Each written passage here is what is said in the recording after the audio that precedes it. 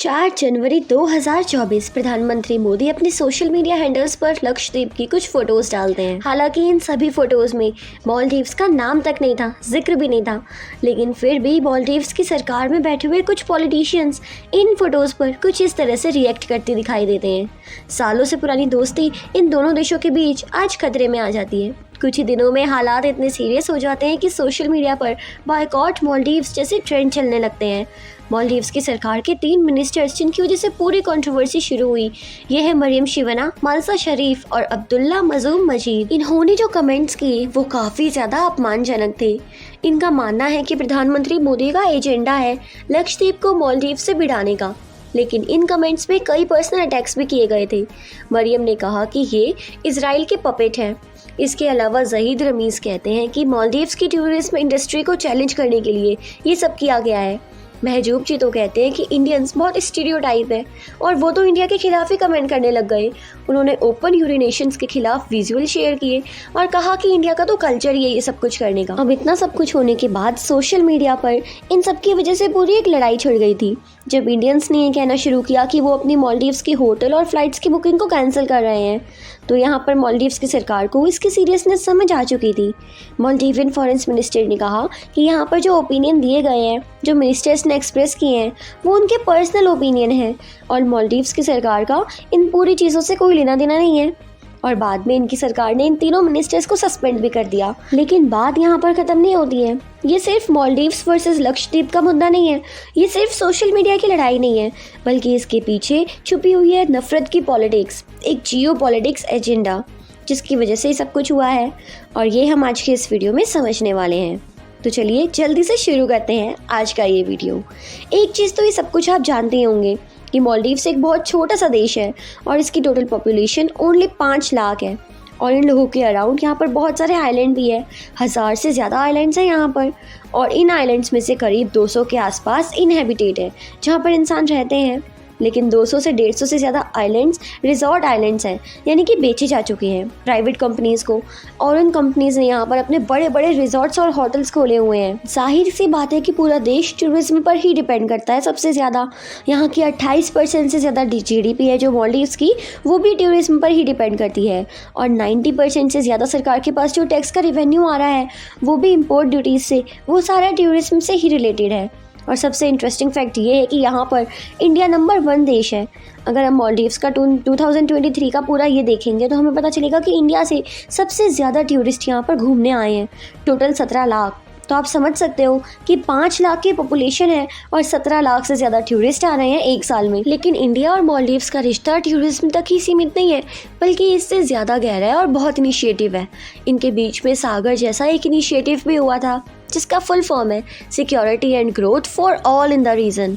2008 के around India की neighbourhood first policy शुरू हुई थी, जिसकी वजह से इंडिया ने श्रीलंका, मालदीव्स, नेपाल, अफगानिस्तान, बांग्लादेश, पाकिस्तान और म्यांमार से अपने रिलेशंस इंप्रूव करने के लिए करीब 77 इंडियन मिलिट्री के ऑफिसर्स और जवान को वहाँ पर भेजा था मालदीव्स के आइलैंड पर।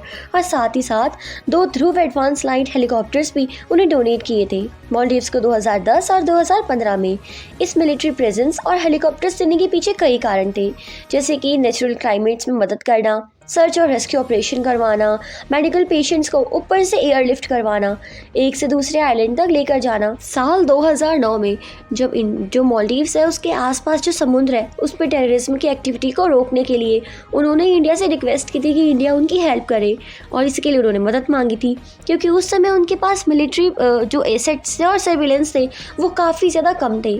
और यहाँ पर यही मदद और इंडिया की मिलिट्री प्रेजेंस मालदीव्स की पॉलिटिक्स में बहुत ही बड़ा मुद्दा बन गया था। उस समय मालदीव्स ऐसी स्थिति में था कि उन्हें हैंड टू हैंड मदद चाहिए थी, सैन्य मदद चाहिए थी।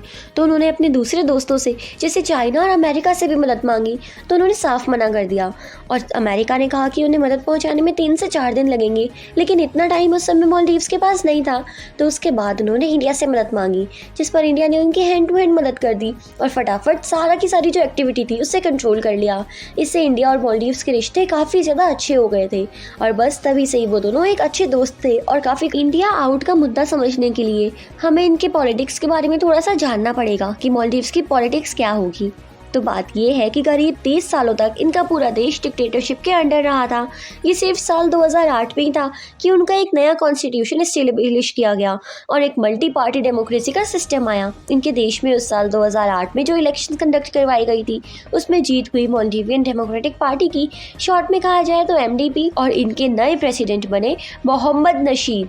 ये अपने आप में पहले 4 सालों तक काफ़ी सक्सेसफुल प्रेसिडेंट रहे थे। क्लाइमेट चेंज जैसे मुद्दों पर अवेयरनेस फैलाई इन्होंने, मालदीव्स के पूरे देश को कार्बन न्यूट्रल बनाने की प्लेस जारी की और इनकी फॉरेन पॉलिसी इंडिया फर्स्ट की थी।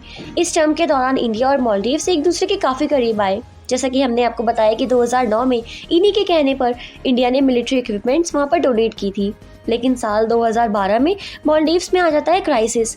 अब मालदीव्स में अगले साल 2013 में इलेक्शंस हुए और इस बार नई इलेक्शंस होती है तो एक नई पार्टी पावर में आ जाती है जिसका नाम है progressive party of Maldives, PPAM।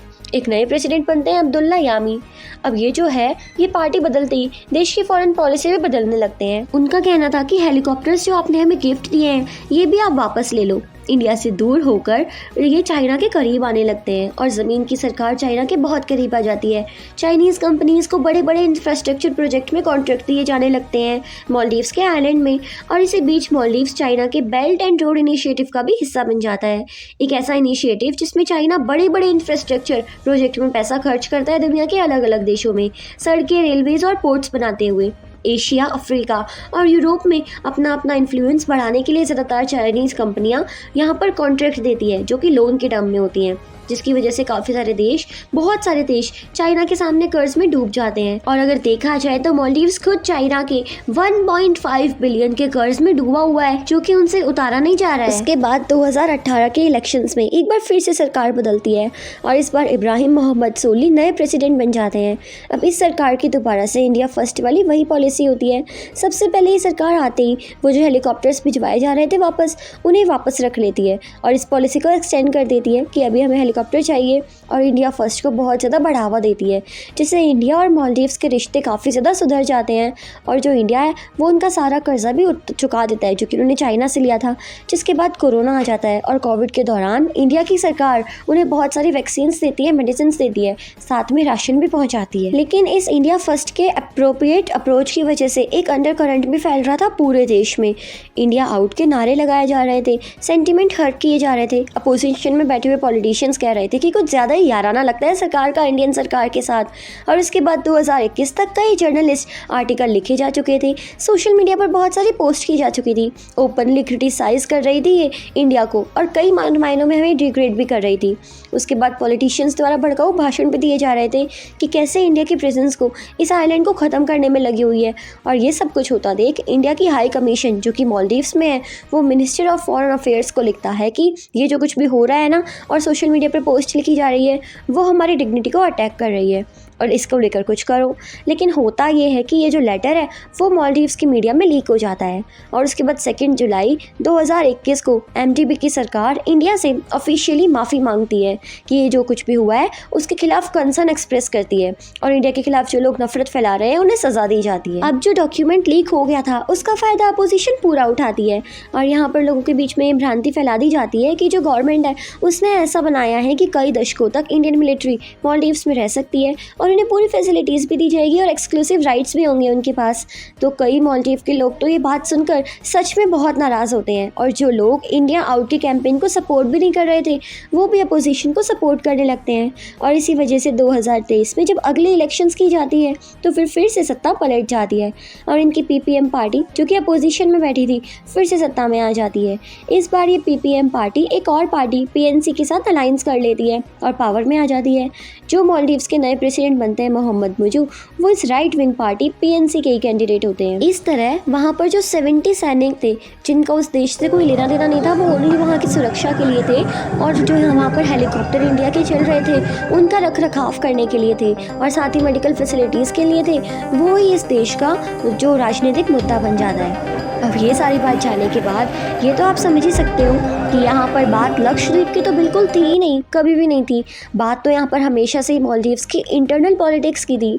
ये इंडिया आउट के सेंटिमेंट्स कुछ मालदीव पॉलिटिशियंस के लिए एक ज़रिया था अपने लोगों को भड़काने के लिए और उन्हें भड़काऊ भाषण देकर वोट को इकट्ठा करने के लिए। और 2021 में जब एमडीपी की सरकार थी और इंडिया आउट के नारे लग रहे थे, जब भी एमडीपी के एक मिनिस्टर अली आज़म ने कहा था कि ये इंडिया जो आउट इंडिया मूवमेंट इसलिए हो रहा है क्योंकि कुछ लोगों को मज़ा आ रहा है भड़काऊ भाषण देने में। और आज के दिन ये एक बहुत बड़ा उदाहरण है कि किस तरह से नफरत भरी पॉलिटिक्स एक देश के लिए कितनी हानिकारक हो सकती है। ऐसे पॉलिटिशियंस आपको सिर्फ मालदीव्स में ही नहीं बल्कि दुनिया के हर देश में मिलेंगे, जो कभी एक कम्युनिटी के खिलाफ नफरत फैलाते हैं तो कभी किसी धर्म के खिलाफ नफरत फैलाते हैं या दुनिया में किसी भी देश के खिलाफ नफरत फैलाते रहते हैं। अनफॉर्चुनेटली बहुत सारे लोग इनकी बातों में आ जाते हैं और बहक भी जाते हैं। और अगर हम एक बार फिर से जो नई सरकार है इनकी फॉरेन पॉलिसीज़ को देखें तो हमें ये दिखता है कि ये चाइना की तरफ झुकती जा रही है।